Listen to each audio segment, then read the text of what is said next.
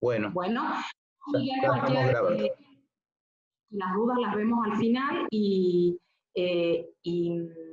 vos prendé y apagá los micrófonos porque viste que yo por ahí soy un poco distraída. Bueno, dale, Miguel, a camarita. Bueno, hoy día vamos a tener una presentación con la doctora Laura Cabana. Ella es especialista en terapia intensiva, trabaja en el Hospital Pablo Soria, además es miembro del Comité de Soporte Nutricional de la Sociedad Argentina de Terapia Intensiva, y nos va a hablar sobre cómo debemos hacer el soporte nutricional a pacientes con infección confirmada o sospecha de infección por coronavirus. Adelante. Bueno, Miguel, gracias por la invitación. Bueno, vamos a comenzar hoy haciendo una revisión de las recomendaciones del soporte nutricional en los pacientes con COVID-19, que es el tema que nos tiene reunidos. Como recién le decía Miguel, lo principal, o sea, vamos a la exposición y al final ya vuelvo a encender la camarita y conversamos de las dudas que puedan quedar, ¿sí? Dentro de los objetivos de este encuentro va a ser que ustedes se lleven sobre todo la importancia del soporte nutricional en el cuidado de los pacientes con COVID-19 en esta pandemia, y vamos a tratar de resumir las principales recomendaciones de nutrición clínica para pacientes con COVID-19 según el área de internación. Si bien básicamente esto está convocado para terapia intensiva, pero no deja de ser importante el soporte nutricional en otras áreas de internación. Para ello, bueno, hice revisión de las guías disponibles de ASPEN, ESPEN, de las españolas, y sobre todo la revisión que hicieron tanto el comité, el COSONUME, como el de las licenciadas en nutrición. Vamos a comenzar entonces, ¿sí? Bueno, para empezar, la enfermedad por COVID-19, como todos lo sabemos, son llamados así por la forma que presenta en su superficie, que es como una coronita. Toda la membrana parece como una corona. Son virus de tipo ARN y que pertenecen a la subfamilia de Coronaviridae. Hasta el diciembre del 2019 solo se sabía de 6 tipos de coronavirus diferentes que infectaban a los humanos y que estos causaban, en teoría, síntomas leves. Otros 2 fueron los que causaron, por decirlo de alguna manera, pandemia, que sí fueron más conocidos, aunque nosotros no tuvimos repercusión como la actual, que es el SARS-CoV-1 y el MERS. Esto se dio en el año 2003 y en el 2012 aproximadamente, y la mortalidad fue variable. Pero todo cambió a fines del año 2019, cuando en la ciudad de Wuhan se identificó un nuevo beta coronavirus que produce una neumonía de características atípicas, y que aquí es donde nos tiene a todos revolucionados y también reunidos. Creo que es bueno, la primera pandemia de esta magnitud que me toca vivir, y realmente es sorprendente los lazos que está generando, fuera de todo lo negativo que vivimos, ha generado lazos muy importantes a nivel no solamente provincial y nacional, sino que a nivel mundial, y es realmente sorprendente cómo la ciencia se pone en función de todos los trabajadores de la salud y con todas las actualizaciones permanentes que tenemos disponibles. Bueno, hoy en Argentina el famoso reporte diario con el que todos nos desayunamos es que infectados hay 6.034, el número de recuperados es de 1.557, el número de fallecidos hoy superó la barrera de los 305, y todos los días yo me fijo qué sucede un poco en los países limítrofes. Bueno, Brasil es el que realmente está peor. Estas son las cifras de ayer, 156.061 casos, con una mortalidad arriba de los 10.000. Bolivia 2.437 casos con una mortalidad de 114 y Paraguay 689 y la mortalidad de 10. La verdad que todos los días cuando nos despertamos es lo primero que hacemos cuando estamos desayunando, ver la secuencia de casos. Y Jujuy, hoy sería el día 38, sin casos de coronavirus, solamente los 5 casos que sabemos, ¿bien? Así que bueno, acá estamos frente a la repercusión no solamente en Jujuy, en Argentina y en el mundo. Esta pandemia generó un cambio global en todas las sociedades, culturas, economías y en las infraestructuras de los sistemas de cuidado de salud. Se adoptaron medidas extraordinarias para que la población pueda acceder a la asistencia médica, creando hospitales de campaña y nuevas unidades de terapia intensiva con todo lo que eso conlleva. No es solamente la unidad en sí, que es a lo que nosotros llamamos, no el servicio, sino la unidad, a veces le decimos a la cama, con todo lo que significa el respirador, las bombas de infusión, los enfermeros por turno, el personal de limpieza, los kinesiólogos. Y en esto también tiene mucho que ver que la atención multidisciplinaria también está integrada por las licenciadas en nutrición. Yo siempre jerarquizo el trabajo de las licenciadas en nutrición, con las que trabajo codo a codo todos los días, y los médicos que también trabajamos en soporte nutricional, que no somos muchos, pero todos nosotros conformamos el equipo multidisciplinario que vamos a atender a estos pacientes, ¿sí? Bueno, ¿qué pasa con el famoso COVID? A grandes rasgos, esto es lo que ustedes saben, que principalmente afecta al sistema, al tracto respiratorio, pero en realidad es una enfermedad sistémica. Cada día se descubre un compromiso orgánico diferente y con otro tipo de repercusión, pero para simplificarlo y para tratar de orientarnos dónde estamos parados, me pareció práctico este gráfico, en donde sabemos que existe un 80% que puede tener un cuadro con un curso leve, y estos pacientes pueden estar internados. Nosotros pensamos acá en Jujuy, lo vamos a tratar de llevar a nuestra población. Los casos sospechosos con un cuadro leve o van a estar internados en el hospital de campaña y en una menor proporción, sino en el Hospital San Roque, que es el centro de referencia, ¿sí?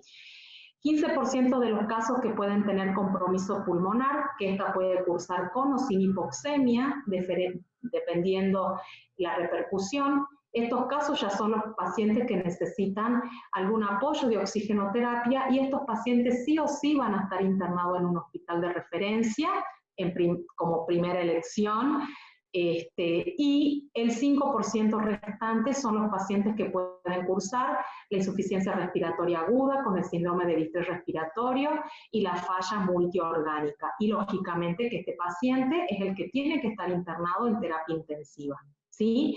Básicamente esos serían los distintos escenarios de los pacientes con COVID, como para tenerlo gráficamente, ¿sí? ¿Y qué es lo que dicen las recomendaciones con respecto al manejo nutricional de estos pacientes? Una de las primeras recomendaciones, prácticamente de todas las guías, es con respecto a la evaluación de riesgo nutricional.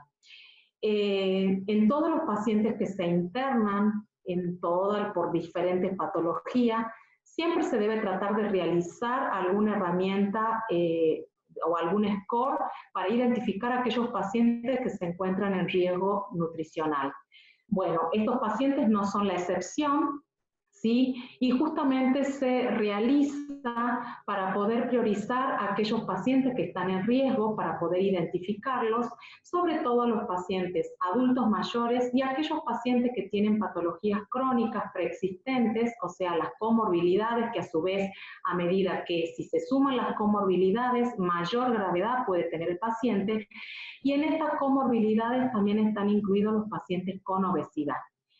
Hay diferentes scores y herramientas que si nosotros tenemos que desarrollar cada una, podemos estar, digamos, más de una hora, lógicamente, solamente con esta recomendación.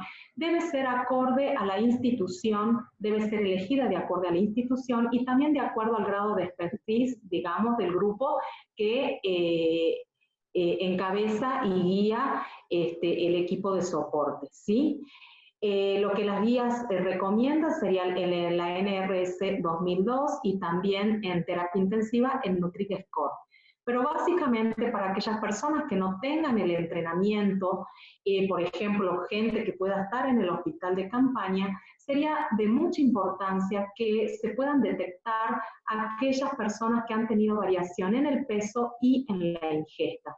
Si bien nosotros no vamos a registrar un peso corporal de ingreso, porque lógicamente cada vez se minimiza más el contacto y la posibilidad de que el paciente se traslade de un sector a otro sector, sí podemos lograr que se identifiquen los pacientes con algunos datos que les voy a mencionar. De entrada tienen que saber que los pacientes que están en riesgo son aquellos adultos mayores, todos los que tienen más de 65 años, y a su vez si son adultos mayores y tienen comorbilidades. Esto no significa que las personas de menor edad con comorbilidad no se encuentren en riesgo, ¿sí? La comorbilidad en sí, dependiendo cuál sea, por ejemplo, pacientes con tratamientos quimioterápicos, pacientes con insulina, diabéticos insulino requirientes, los pacientes obesos, todos estos pacientes son los que se encuentran en riesgos, sumados también a los pacientes que tienen sospecha o confirmación de la enfermedad, más síntomas gastrointestinales que pueden ir desde síntomas leves a cuadros gastrointestinales muy sintomáticos. Todo paciente internado en terapia intensiva más de 48 horas también entra dentro de esta lista de pacientes en riesgo, ¿sí? Entonces, la valoración nutricional, que nosotros siempre partíamos de una evaluación nutricional subjetiva y que luego completábamos y la hacíamos objetiva, hoy en día con esta patología en particular va a ser una valoración nutricional atípica. ¿Esto qué significa? Que muchos datos los podemos llegar a obtener por teléfono, ¿sí? Puede ser que el paciente pueda conversar con nosotros y nosotros nos comuniquemos vía telefónica, vía WhatsApp, o bien nosotros directamente tomemos solamente los datos que estén en la historia clínica. Por eso es muy importante que podamos ponernos de acuerdo sobre qué datos no deberían faltar, por lo menos en la primera etapa, ¿sí? Deberíamos tener un peso actual, referido, pero bueno, como siempre nos sucede, vos le preguntas al paciente cuánto pesa y no sabe cuánto pesa. Si le preguntas a la esposa, tampoco sabe cuánto pesa o viceversa. La talla, muchos pacientes no saben cuánto mide. Bueno, si el paciente, por ejemplo, se encuentra en terapia intensiva, a lo mejor podemos, en una de las asistencias, se puede llegar a hacer una talla por brazada y puede quedar registrada, porque con esos datos nosotros vamos a poder calcular quizás el peso ideal y también de ahí podemos inferir en el índice de masa corporal. Todos estos datos nos pueden ayudar a detectar a aquellos pacientes que realmente que se encuentran en riesgo, y también son datos que nos pueden ayudar a categorizar si el paciente se encuentra desnutrido, normonutrido o con ciertos grados de obesidad. Lógicamente que todo esto va a ser acorde a las normas de cuidado de cada institución, ¿sí? Y todo esto tiene que ver por qué la valoración nutricional va a ser atípica, porque minimizamos el contacto y porque tratamos de cuidar al máximo los equipos de protección personal para aquellas personas que realmente van a tener que ingresar al recinto donde está el paciente en aislamiento. Entonces, no solamente es por el hecho de cuidarnos de no ingresar al lugar, sino para cuidar los elementos de trabajo. Así que todo eso nosotros tenemos que estar familiarizados, ¿sí? ¿Qué sucede en aquellos pacientes que no tienen riesgo nutricional y pueden estar cursando un cuadro respiratorio leve a moderado? Bueno, en estas personas se indica una dieta normal que va a constar básicamente de 4 comidas, va a ser acorde al sexo, peso y edad. y tiene que ser una alimentación variada. En esto tiene que estar, digamos, sumamente equilibrada. Por ejemplo, los pacientes que estaban, los que estaban en el hospital de campaña, a todos se les aportó la alimentación desde el Hospital Pablo Soria, y lo que se había acordado que el aporte calórico iba a ser entre 1.800 y 2.000 calorías, dividida en 4 comidas, sugiriendo siempre una buena hidratación, y lo que está recomendado en todas las guías es en lo posible mantener la actividad física, y todo esto tiene que ver para priorizar el estado mental, optimizar la masa muscular. Pero esto no significa que nosotros lo vimos una vez o nos consultaron una vez y nos desentendemos del paciente. Todo esto debe llevar una reevaluación periódica, y las personas que están a cargo deberían mantener informado cuál es la ingesta y si es que permanentemente deben estar a la alerta si aparecen o no síntomas gastrointestinales, ¿sí? ¿Qué más puede surgir en esta evolución?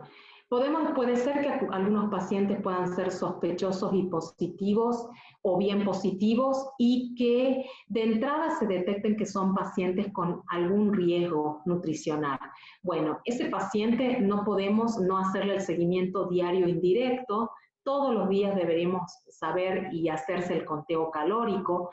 A estos pacientes no debería faltarle la suplementación oral temprana cuando está indicado, y se debe entrenar a todo el personal asistente. Básicamente creo que enfermerías llevan, digamos, son los que permanentemente están al lado de los pacientes, son los que deben detectar los cambios de ingesta. Con respecto a la suplementación oral, lo que está mencionado en las guías, que debería ser por lo menos de 400 kilocalorías con un aporte de 30 gramos de proteína al día. Si es un drink, sería 2 drinks, 2 botellitas de las que son de 1 mililitro, 1 kilocaloría, o bien, dependiendo lo que tengan como recurso en la institución, se podrían también optar por algunos polvos reconstituidos, o bien algunas suplementaciones que podrían agregarse a los alimentos si es que son de sabor neutro, ¿sí? Con respecto a la suplementación oral, no debe ser menor a 15, 30 días con el seguimiento evolutivo, siempre y cuando el paciente lo tolere, ¿sí? ¿Qué es lo que sucedería si el paciente que ya está, salgamos quizás del escenario más leve o más suave, que sería un lugar de observación? ¿Qué pasaría si un paciente se encuentra internado y no alcanza el 80% del valor calórico total? Lógicamente debería realizar una consulta vía telefónica a la persona que esté a cargo, porque en esta situación se debe realizar una nueva valoración, y como resultado se puede llegar a indicar el soporte nutricional enteral o parenteral en el caso que sea necesario, si es que el paciente tiene intolerancia gastrointestinal, ¿sí? En el caso que se indique el soporte nutricional enteral, hay que tener todas las precauciones necesarias, porque el simple hecho de la colocación nasogástrica puede aerosolizar el virus. Entonces, la persona que lo va a realizar tiene que tiene que tener un equipo de protección personal. Se debe fijar bien la sonda, la misma debe estar marcada por lo menos a 2 centímetros de la narina con un indeleble, ¿sí? También se desaconseja los recambios de sonda. Por eso es importante que podamos elegir cuál es la sonda más indicada, y lo que se ha visto hoy es que se indican las sondas del material de silicona o bien de PVC por la interacción con una de las drogas que se puede indicar como tratamiento. También se pueden indicar las tipo K9 o las K10 que utilizamos de descarga, que son sonditas más gruesas, o bien las tipo finas, las sondas finas tipo K108 Kohler, serían las que se podrían llegar a indicar, y es que estas son un poco más económicas, ¿sí? Básicamente son las sondas que se pueden utilizar. Bueno, de silicona creo que es bastante imposible por los costos, pero bueno, las sondas Kohler sí las tenemos en los hospitales, ¿sí? Otras recomendaciones al respecto sobre nutrición enteral es que para evitar mayor contacto de la persona que está asistiendo, evitar la medición del residuo gástrico, y esto tiene que ver con que en otro momento medíamos el residuo gástrico para saber si tenía o no relación con la broncoaspiración y el desarrollo de la neumonía asociada a la ventilación mecánica. Pero básicamente hoy en día ya no se lo recomienda, y en este caso en pacientes con la infección por COVID-19 no se recomienda, ¿sí? ¿Por qué? Porque sería un procedimiento más que debería realizar el enfermero, ¿sí? Y sí se deben implementar todos los métodos proactivos para reducir los riesgos de aspiración, como la elevación de la cabecera, la higiene bucal, en lo posible utilizar bombas de infusión para la alimentación enteral, evitar los bolos de alimentación enteral, tener registrado todo el soporte nutricional en balance hídrico, no olvidarnos el registro de todo lo que se administra, y en el caso que el paciente tenga residuo gástrico alto, se deben agotar todas las instancias con los prokinéticos, que puede ser una línea o 2 líneas de prokinéticos, para tratar de optimizar el soporte nutricional enteral. En el caso que realmente tenga un residuo gástrico alto, sin otro síntoma digestivo, y se tenga que progresar una sonda postpilórica, bueno, debe ser colocada al pie de la cama. Debería ser una persona que está entrenada para ello, y aún así en algunas situaciones las personas que tienen experiencia no la pueden dejar postpilórica, y en ese caso se debería contar con un endoscopista que pueda realizar el procedimiento al pie de la cama con todas las medidas de seguridad necesarias.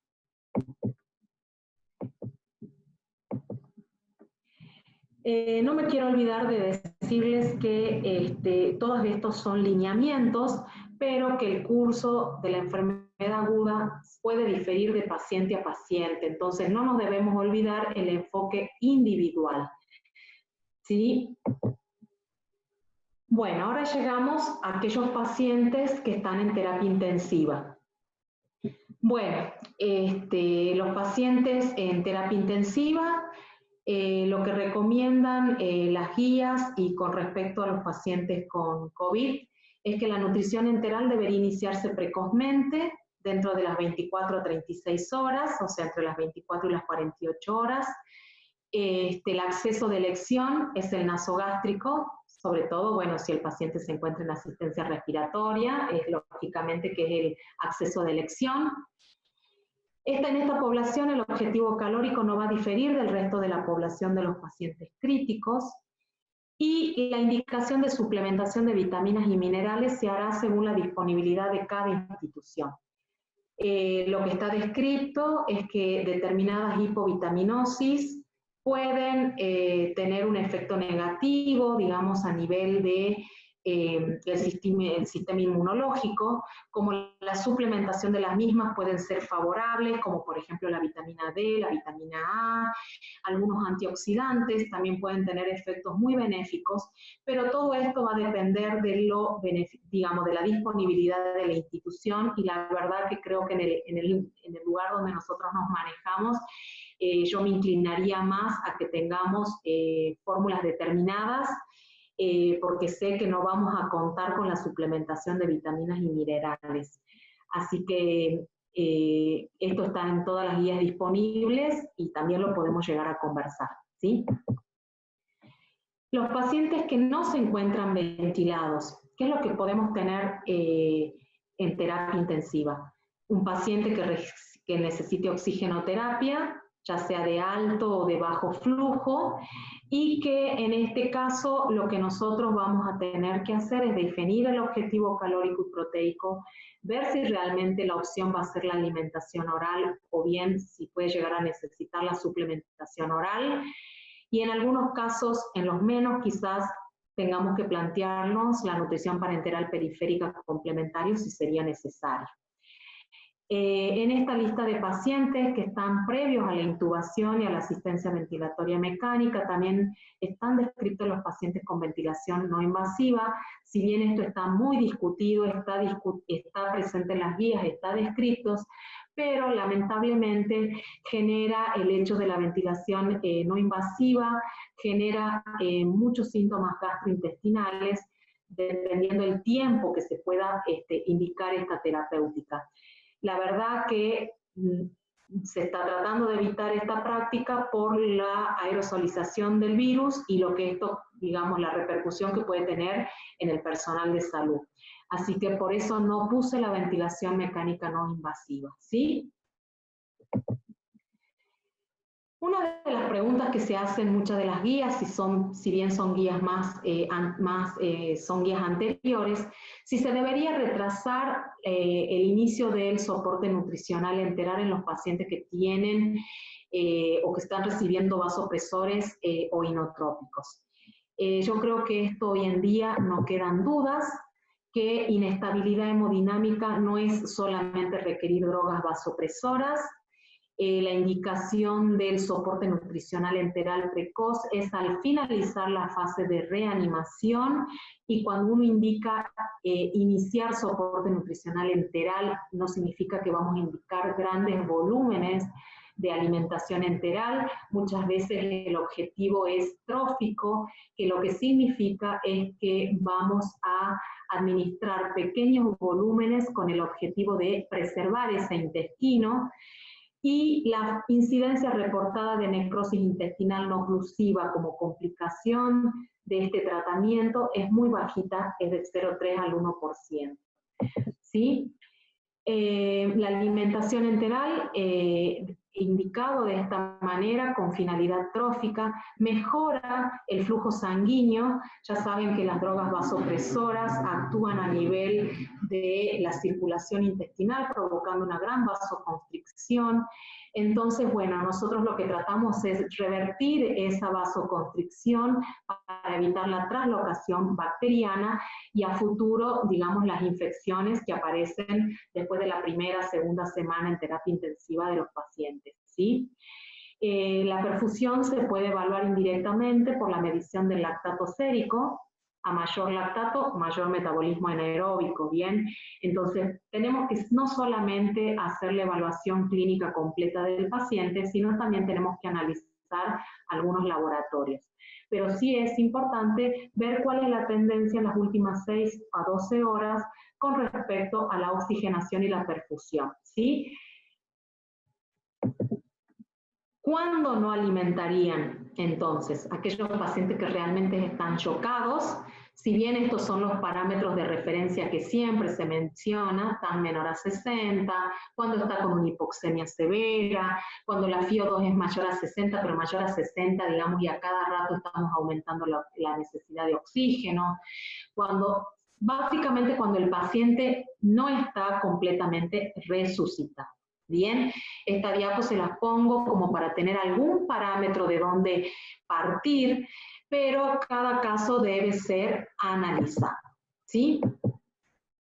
Bueno, una vez que realizamos, ya vimos que tenemos que utilizar la nutrición, que tenemos que tratar de que sea precoz, si tenemos que ir y evaluar los requerimientos calóricos y proteicos.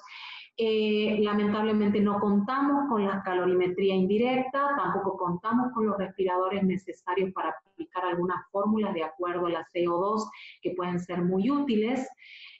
Vamos a utilizar las fórmulas simplificadas basadas en el peso, en donde nos estamos imaginando un escenario bastante catastrófico, en donde es importante tener de dónde partir, ¿sí? Entre 20 y 25 kilocalorías por kilogramo de peso, sobre todo esto en los pacientes que no tienen alteraciones, digamos, son pacientes que están en riesgo y que son normonutridos, ¿sí? Ahora, en los pacientes que son obesos, sobre todo los obesos mórbidos, vamos a bajar las calorías entre 11 y 14, 11 y 15 kilocalorías por kilogramo de peso actual día. Y en los desnutridos severos también vamos a comenzar con un muy bajo aporte calórico, 20 kilocalorías por kilogramo de peso día. En los pacientes que se encuentran con sedación profunda también tenemos que tener un nivel muy bajo de aporte calórico, por lo menos los primeros días. Y todo esto está implementado para evitar la sobrealimentación. ¿Por qué? Porque la sobrealimentación puede generar lo que también se denomina el microtrauma, el nutritrauma. Entonces tenemos que evitar la sobrealimentación. Con respecto a los requerimientos calóricos y proteicos, se los dividí de esta manera como para que sea más simplificado y que quede gráfico, ¿sí? En aquellos pacientes que no tienen obesidad, si bien recién les mencioné entre 20 y 25 calorías, a medida que va pasando la evolución de la enfermedad, luego de la primera semana, quizás podamos llegar hasta las 30 kilocalorías por kilogramo día. En estas personas, en estos pacientes, el aporte calórico puede ser entre 1 gramo a 1.3 gramos por kilogramo día. Cuando el paciente está en terapia intensiva, nosotros siempre partimos de 1.2, 1.3 para arriba, ¿sí? Pero es lo que está citado dentro de las guías y es a lo que nosotros nos estamos tratando de adaptar, por lo menos en nuestra institución. Los pacientes que cursan una desnutrición y mientras más severa sea la desnutrición y mayor tiempo de ayuno, y en esta situación también entran incluidos los pacientes obesos, el aporte calórico es de 20 kilocalorías por kilogramo día con una progresión muy lenta. Vamos a pasar más allá de la semana para lograr el objetivo. Y el aporte proteico partiríamos del 1.3 gramos por kilogramo día de proteínas y de ahí para arriba. Podemos llegar hasta los 2 gramos por kilogramo día de proteínas. Y en los pacientes obesos, como recién les mencioné, el aporte calórico es de entre 11 y 15 kilocalorías por kilogramo de peso actual día y las proteínas van a superar los 2 gramos de proteínas por kilogramo de peso ideal al día, ¿sí? Me pareció que esto quedaba bastante gráfico y con lo cual, digamos, ustedes lo pueden tener agendado. Con respecto a cómo vamos a desarrollar el aporte calórico y proteico en la primera semana. En esta primera semana de criticidad, el aporte calórico debe ser bajo. Entonces quedamos que va a ser hipocalórico, pero sí tendiente a ser hiperproteico. Con esta fórmula simple que hemos aplicado, en la primera semana vamos a llegar al 70% del valor calórico total. Pero el objetivo proteico sí deberíamos tratar de alcanzarlo progresivamente entre el tercer y quinto día. Y en lo posible debería acompañarse de movilización. Esto va a ser muy difícil porque no sabemos, si bien vamos a contar con kinesiólogos y esperamos contar con los kinesiólogos, lamentablemente no sabemos si vamos a disponer de las visitas kinesiológicas que tenemos a la mañana, a la tarde o el personal de guardia. Esto sería lo ideal. Y lo otro, también se debe minimizar el contacto con el paciente y preservar a estos especialistas. Entonces, toda una situación que se debe analizar y contextualizar. Esta implementación, la finalidad básicamente es prevenir el deterioro nutricional y las complicaciones asociadas a la desnutrición. Se planifica entonces una alimentación hipocalórica en esta fase aguda y precoz. En los obesos no olvidar ajustar el peso corporal y la meta proteica se debe evaluar en las fórmulas enterales. Tenemos que tratar de seleccionar aquellas fórmulas que tengan mayor cantidad de proteínas y lógicamente la calidad proteica también es lo que debemos fijarnos. Y todo tiene que ver, ¿por qué? Porque la función respiratoria lógicamente no escapa a la nutrición. La desnutrición va a afectar negativamente a la función respiratoria. La pérdida de masa muscular es de mal pronóstico y a mayor pérdida de masa muscular, mayor posibilidad de muerte. La desnutrición tiene un impacto negativo en la funcionalidad de los músculos respiratorios, se genera un menor impulso ventilatorio central, hay alteración en el parénquima pulmonar. ¿Por qué? Porque se generan permanentemente atelectasias basales por un mal funcionamiento no solamente de los músculos intercostales, sino del diafragma. Lógicamente, con esto se va a dificultar el destete y todo va a ser un factor independiente de aumento de días de ventilación y de mortalidad. Entonces tenemos que evitar que nuestro paciente grave, crítico, se desnutra o se desnutra lo menos posible para que el tiempo de asistencia ventilatoria sea el menor posible, ¿sí? Y por eso nos planteamos si es que si se debería retrasar el inicio de la nutrición enteral en el decúbito prono. Sabemos que los pacientes que cursan el distrés respiratorio por COVID-19 deben ser precozmente pronados y por un tiempo que no sabemos cuántos días consecutivos pueden llegar a necesitar esta terapéutica. Es poca la evidencia disponible y lo que sí se sabe que solo por el prono no se debería retrasar la nutrición enteral, pero sí se deben tomar ciertas medidas de precaución y de seguridad y protocolizarlo. El decúbito prono es parte del tratamiento de la hipoxemia refractaria y cuando se implementa puede ser que se aplique entre 12 y 16 horas. Entonces, bueno, nosotros que hacemos soporte tenemos que saber que con eso contamos, ¿sí? Entonces, dentro de las recomendaciones, 1 hora antes de realizar el prono se debe suspender la nutrición enteral y se debe tratar de vaciar, o sea, de evacuar el contenido gástrico con todas las medidas necesarias. Cuando el paciente está en el decúbito prono, que es algo muy engorroso y que necesita del entrenamiento del personal de enfermería y que son varios enfermeros los que están asistiendo al paciente para poder posicionarlo adecuadamente, una vez bien posicionado debe quedar con Trendelenburg invertido entre 15 y 30 grados. Se debe controlar la sonda nasogástrica, verificar que no se haya desplazado y la alimentación enteral, una vez que se estabilizó el paciente, dejaron de sonar las alarmas y se quedó todo quieto nuevamente, se debe reiniciar progresivamente a un bajo flujo y se debe intentar alcanzar el flujo de la alimentación enteral que estaba previamente, ¿sí? Lo mismo vamos a hacer al cambiar de posición cuando se lo va a despronar. 1 o 2 horas antes se debe suspender la nutrición enteral, se debe posicionar el paciente, verificar la sonda y una vez que el paciente se encuentra completamente estabilizado, se debe reiniciar progresivamente a flujo ascendente la nutrición enteral. No nos debemos olvidar de aquellos pacientes que tienen hiperglucemia y que están tratados con bombas de infusión de insulina. Debe tener un control estricto glucémico y el descenso de la bomba de infusión debe ser anterior y acompañar al descenso del ritmo de alimentación enteral en este tiempo del cambio de decúbito. Acá puse el loguito del Hospital Italiano porque se hizo una revisión de todas las guías y la verdad que está muy lindo y muy completo, por eso lo puse ahí para que ustedes también puedan acceder, que está en la página del hospital. Con respecto a la elección de la fórmula debe ser una fórmula polimérica, estándar, ¿sí?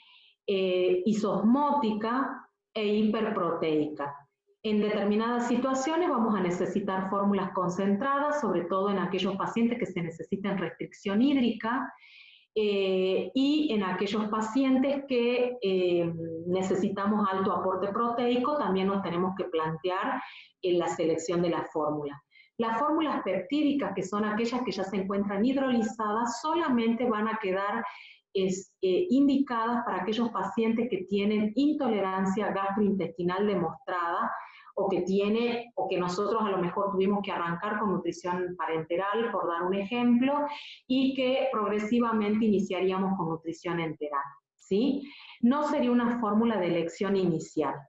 Y aquellas fórmulas con fibras, vamos a tener precaución porque estamos hablando de pacientes con una insuficiencia respiratoria, con hipoxemia refractaria, en donde seguramente el intestino va a tener algún grado de disfunción. Entonces, bueno, vamos a ser muy cautelosos en la indicación de la fibra y en el tipo de fibra.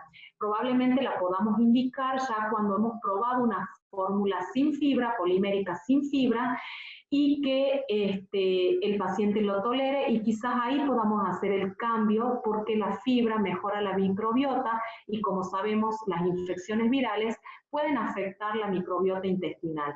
Entonces, la fibra sí tiene indicación, no está contraindicada, pero probablemente cuando ya hayamos probado tolerancia con una fórmula sin fibra.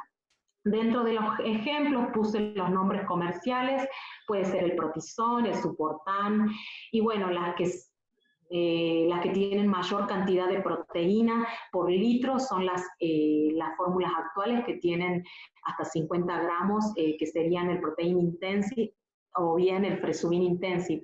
O sea, esas fórmulas tienen hasta por litro casi 100 gramos de proteína. Son fórmulas que se pueden llegar a implementar, y por el aporte proteico que nosotros necesitamos para estos pacientes, podrían ser de muy buena elección si es que la tienen disponible, ¿sí? Entonces hay que considerar la cantidad de proteína y la osmolaridad para la selección de la fórmula de inicio, ¿sí? Por ejemplo, acá yo les puse un ejemplo, ¿sí? No sé si me aparece, ahí no sé qué pasó. Les puse un ejemplo, por ejemplo, en un paciente que puede ser que esté normonutrido y que pudiéramos comenzar con una fórmula polimérica estándar, por ejemplo, un Nutrizón. Lo pusimos al Nutrizón multifibra porque nosotros en el hospital lo tenemos, pero la idea es arrancar con una fórmula sin fibra, y arrancaríamos entre el día 1 y 3 a 30 mililitros, y quizás no superaríamos los 40 mililitros hora, y así progresivamente con el pasar de los días aumentaríamos el flujo de la alimentación enteral. Pero ¿qué es lo que pasa? Si nosotros nos quedamos con una fórmula polimérica estándar, el aporte proteico sería bajo, y no estaríamos cubriendo lo más importante, que es el aporte proteico. Es por eso que tendríamos que optar a alguna fórmula hiperproteica, como recién les mencioné, el Protisón, por ejemplo, podría ser el Suportán, el Fresubin Energy, si es que el paciente viene tolerando las fórmulas, para poder alcanzar el objetivo proteico sin tener que recurrir a los módulos proteicos. Esto no significa que no podamos implementar un módulo proteico, pero debería ser muy diagramado con los enfermeros asistentes y a una hora determinada, para minimizar el ingreso de los enfermeros al recinto, y porque ya sabemos que si el paciente tenemos que pronarlo y despronarlo, tenemos que descontar todo ese tiempo de infusión de alimentación enteral. Entonces ya estaríamos en deuda calórica y sobre todo proteica, cuando todas las guías nos están mencionando que deberíamos lograr el objetivo proteico básicamente acá, entre el quinto día tendríamos que estar acercándonos a nuestro objetivo proteico mínimo, ¿sí? Entonces por eso es importante la selección de la fórmula, ¿sí? Ay, no sé, ahí está. Ahora sí nos plantearíamos cuándo suspenderíamos la nutrición enteral. En aquellos casos que hay una escalada de vasopresoras o una reanimación con fluidos enérgica, en los pacientes que tienen una hipoxemia crítica no estable, esto significa una hipoxemia refractaria en donde la PAFI persistentemente es menor a 100, con PIP en ascenso y con todas las medidas que implementan los intensivistas para tratar de revertir esta situación. Seguramente esta situación de hipoxemia crítica se va a acompañar con alteración del ácido láctico. Así que seguramente lo que tenemos que evaluar la repercusión de la hipoxemia crítica y las fallas orgánicas asociadas. Por eso les menciono la acidosis metabólica con hiperlactacidemia, y también seguramente va a estar con una acidosis respiratoria asociada, hipercápnica, bueno, en el caso que el paciente tenga distensión abdominal, y cuando hay sospecha básicamente de una falla intestinal asociada y que pueda desarrollarse increscendo, ¿sí? Bueno, una hemorragia digestiva activa en este caso puede ser parte de la falla digestiva. ¿Cuándo indicaríamos la nutrición parenteral? Cuando no se puedan lograr los objetivos por vía enteral, ¿sí? Cuando no logremos el 60% del valor calórico y proteico, a partir del quinto día nos tenemos que empezar a plantear qué vamos a hacer si ese paciente no puede arrancar y no podemos progresar, probablemente necesitemos nutrición parenteral complementaria. Cuando exista desde el ingreso una contraindicación para el uso del tubo digestivo, dependiendo si el paciente es normonutrido o desnutrido, nos tendremos que plantear, no el mismo día de inicio, pero sí tenerlo presente, y aquellos pacientes desnutridos en los que no pudimos iniciar el soporte nutricional enteral antes del tercer día, también es uno de los candidatos para plantearnos el tratamiento nutricional parenteral. Estas recomendaciones sí serían importantes tenerlas presentes, que en aquellos pacientes que tengan sintomatología gastrointestinal de entrada, sería importante que cuando se canalice el paciente, dejar cerrado un lumen, el lumen distal del catéter venoso central, para nutrición parenteral si es que lo necesita. Comenzaríamos siempre con nutrición parenteral de tipo estándar, o sea, con las fórmulas tricamerales, y según la evolución se pasaría a nutrición magistral en el caso que esté disponible, y lógicamente que todo esto debería ser evaluado con el especialista. Con respecto al monitoreo del tratamiento nutricional, acá debe haber una comunicación continua, debe haber realmente una verdadera sincronía entre los médicos tratantes, los enfermeros que son los más operativos, y la interacción permanente con todo el equipo, porque ahora en las siguientes diapos vamos a ver que necesitamos de otros especialistas también. Debe quedar en claro que no se debe medir el residuo gástrico, se debe monitorear el acceso enteral en los cambios de decúbito, se deben monitorear las complicaciones asociadas a la nutrición enteral, realmente verificar que sea diarrea cuando dicen que es diarrea, sí tener presente si el paciente se constipa, hay que chequear permanentemente si los pacientes tienen catarsis, y la evaluación de la distensión abdominal va a ser un poco compleja porque probablemente en algún momento que lo evaluemos el paciente va a estar, cuando nos toque verlo, va a estar en decúbito prono. Pero sí se deben evitar las suspensiones innecesarias. En el caso de los accesos centrales, verificar el sitio de emergencia por las posibles infecciones asociadas.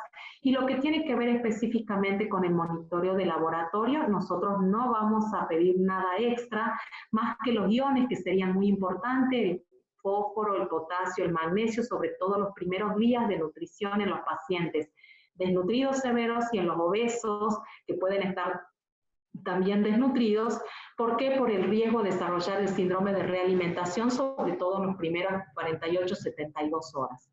En los pacientes que están con nutrición parenteral se debe pedir periódicamente los triglicéridos, sobre todo aquellos que se encuentran en tratamiento también con propofol, porque pueden desarrollar hipertrigliceridemia.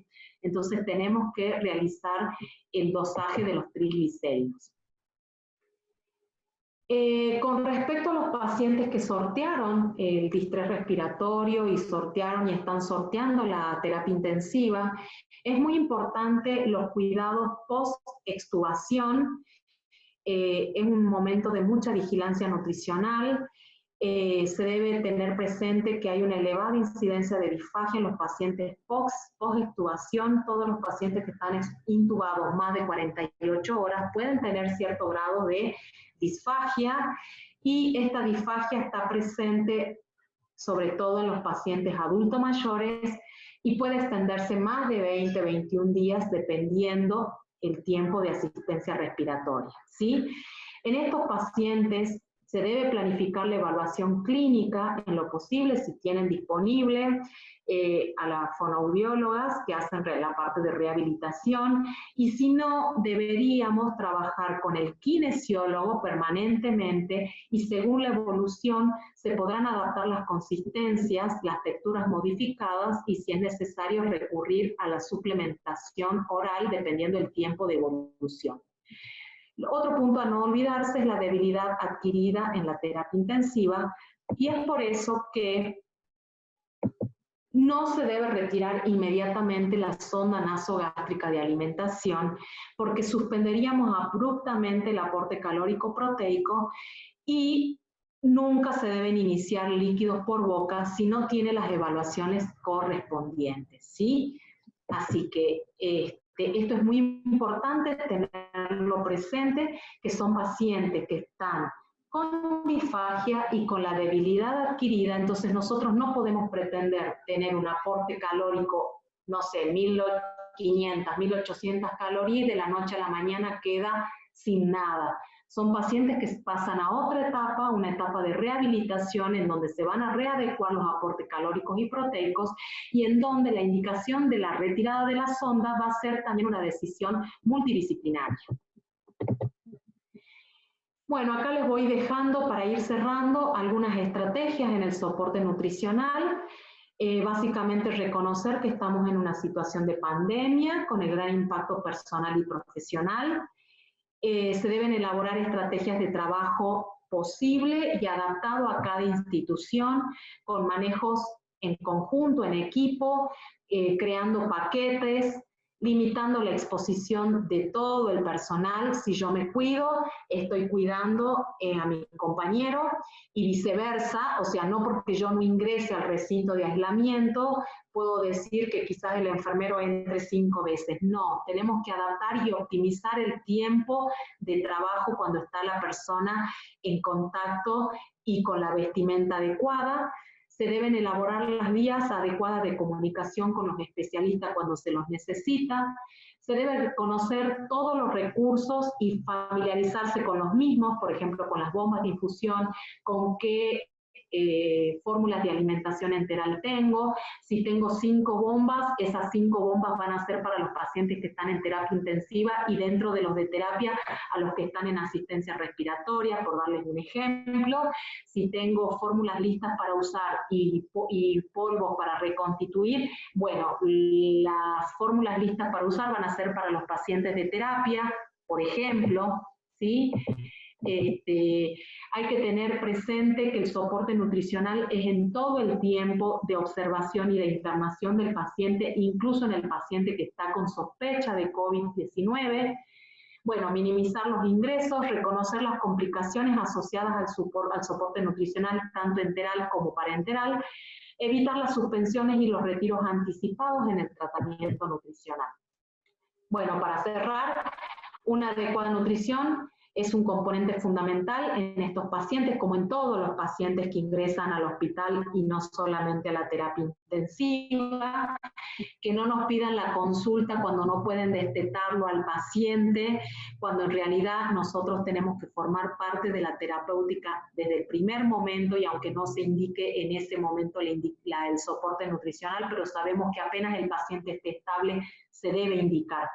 Y siempre pongo la frase de la madre Teresa, que a veces sentimos que lo que hacemos es tan solo una gota en el mar, pero ¿qué sería del mar con una gota menos? ¿Sí? Entonces es muy importante que nosotros jerarquicemos nuestro trabajo, que las nutricionistas tengan un rol muy activo en el tratamiento de los pacientes, ya que hoy en día contamos con muchas intervenciones, no solamente en el cálculo calórico y proteico, sino con todo lo que significa los nutricéuticos. Bueno, creo que hasta aquí llego con lo que quería presentarles, y bueno, no sé si tienen alguna duda, alguna consulta, estoy disponible. Ahí les estoy habilitando los micrófonos, no sé si ya se lo dije.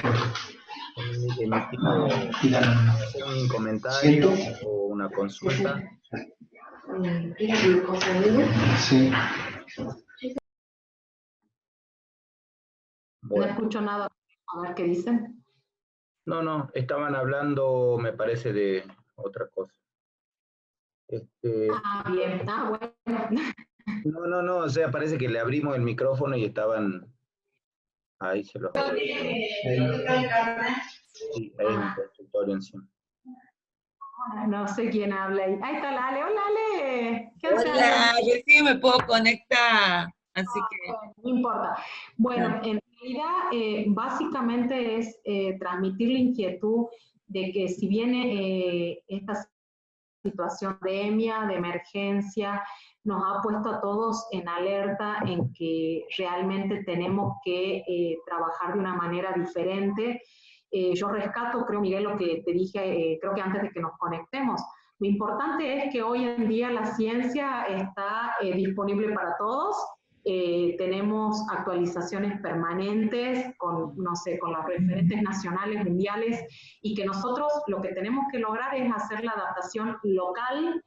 Y no es que porque estemos acá en la punta de la Argentina y porque pasemos 38 días sin casos sospechosos, no nos pueda pasar que nosotros podamos tener un brote y que tenemos que estar preparados y tenemos que saber cómo implementar, que esto parece como un cuentito, pero de verdad que cuando vos agarrás las guías hay muchas cosas con las que vos te sentís tan distante, tan alejado, porque hay muchas cosas que nosotros no las podemos implementar. Por ejemplo, lo que es la suplementación de megadosis de vitaminas, por ejemplo, vitamina C.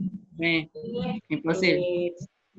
Bueno, etcétera, etcétera. La verdad que no es interesante plantearlo, pero a veces tenemos problemas con fórmulas y de verdad que yo preferiría y prefiero que tengamos una fórmula completa, lista para usar, de hiperproteica, con una proteína de alta calidad y que sé que el paciente puede tener mejor tolerancia, a pensar en que quizás pueda pedir una suplementación de vitaminas, ¿sí? Básicamente eso. Y lo otro, creo que uno debe hacer un pequeño protocolo. Nosotros desde el hospital trabajamos en una pequeña guía, que te la voy a pasar por mail para que la puedas difundir para el resto de los hospitales, que nos parece importante que lo tengan. Y lógicamente estamos abiertos y para cualquier consulta que puedan tener, sobre todo con el manejo de la fórmula, ¿sí?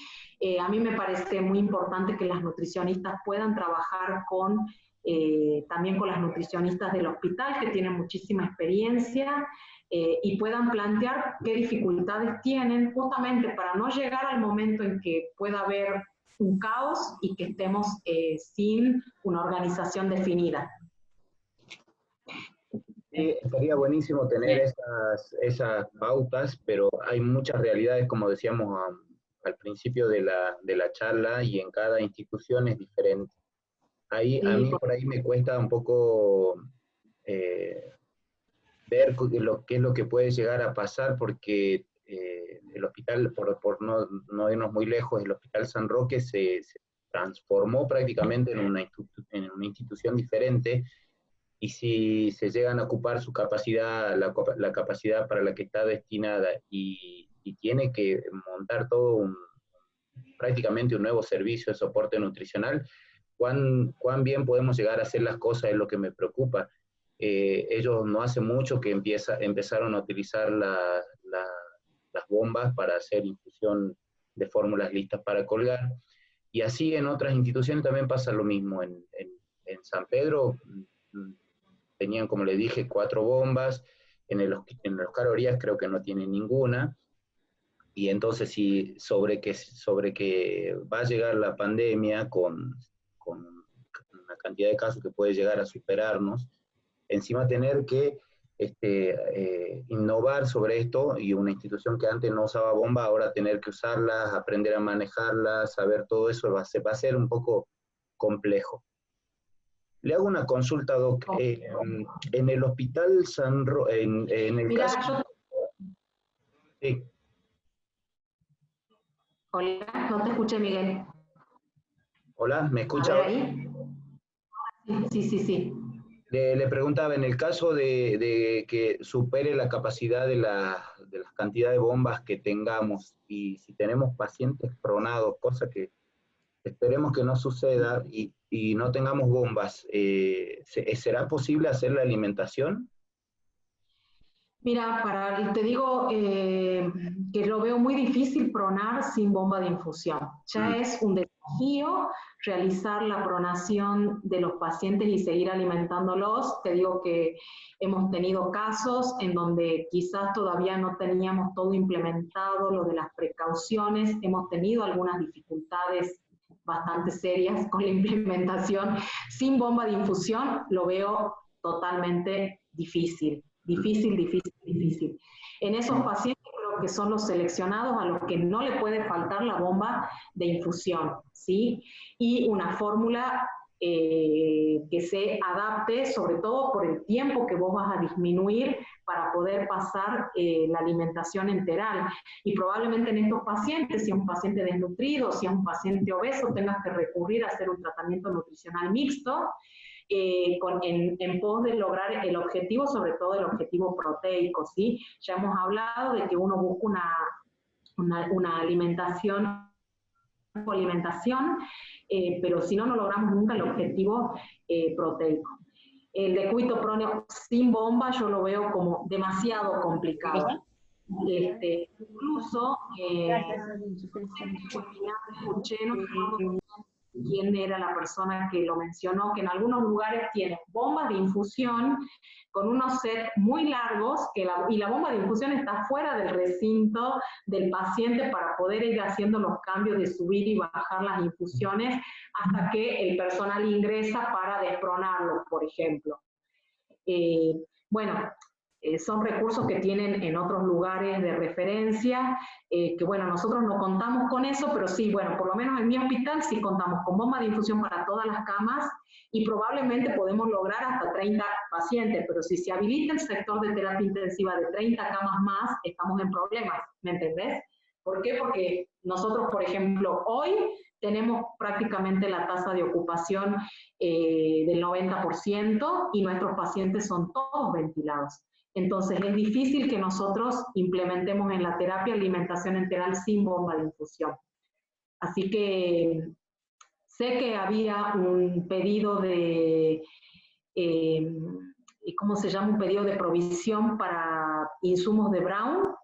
Esto me lo comentaron, que no sé si ya estarán disponibles para las nuevas unidades que tienen pensadas.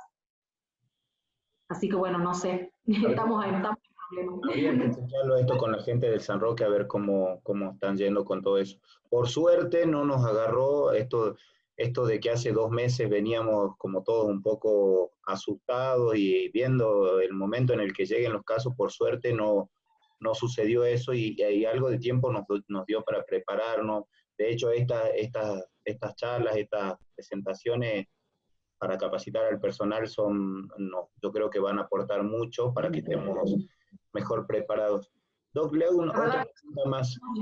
El escenario del paciente respiratorio crítico, ese paciente que aún a veces pronado no podemos llegar a alcanzar los niveles de saturación deseados y los tenemos con PAFIs debajo de 100 y a veces eso dura en el tiempo, se puede llegar a extender bastantes días.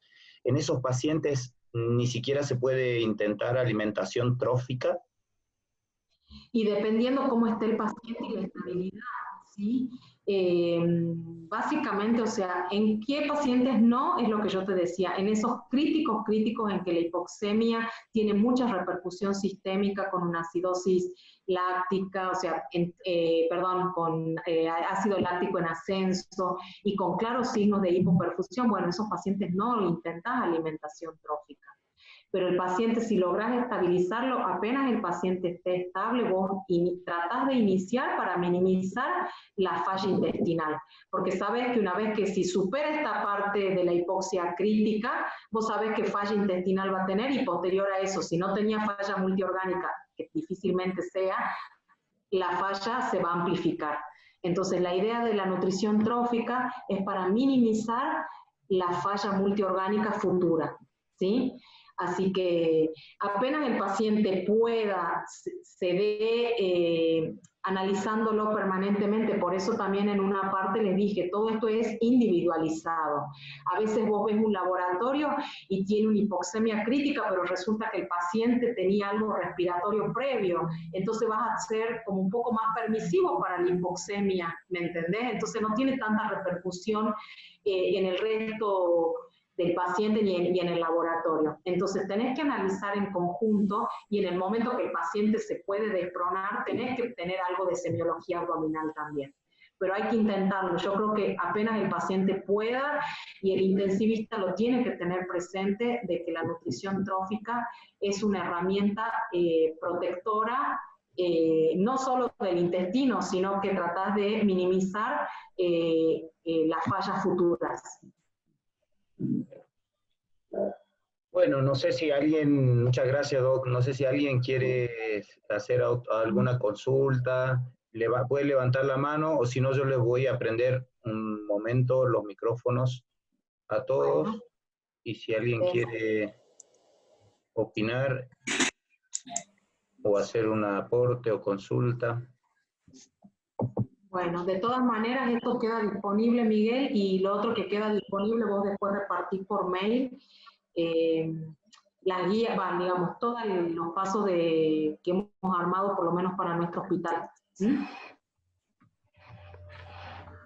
Bueno, Doc, parece que no, Bueno, no Miguel, hay... muchas gracias. Muchísimas gracias a usted, Doc, muchísimas gracias, y cualquier cosa. A ver, Karina levantó la mano ahí. ¿Qué pasó, Miguel? Karina levantó la mano, pero no puedo retirar el silenciado, no sé qué quería decir. Valeria no es de Roque, Valeria, a ella le podemos habilitar, ¿está conectada todavía? ¿La Vale no está en el Hospital San Roque? No, no veo ninguna Valeria acá. No la veía recién a Valeria, pero bueno, capaz que Sí, ya. hay una Valeria Beirazay. Y ella está en el Hospital San Roque, pero bueno, no sé si está todavía conectada. Sí está conectada, pero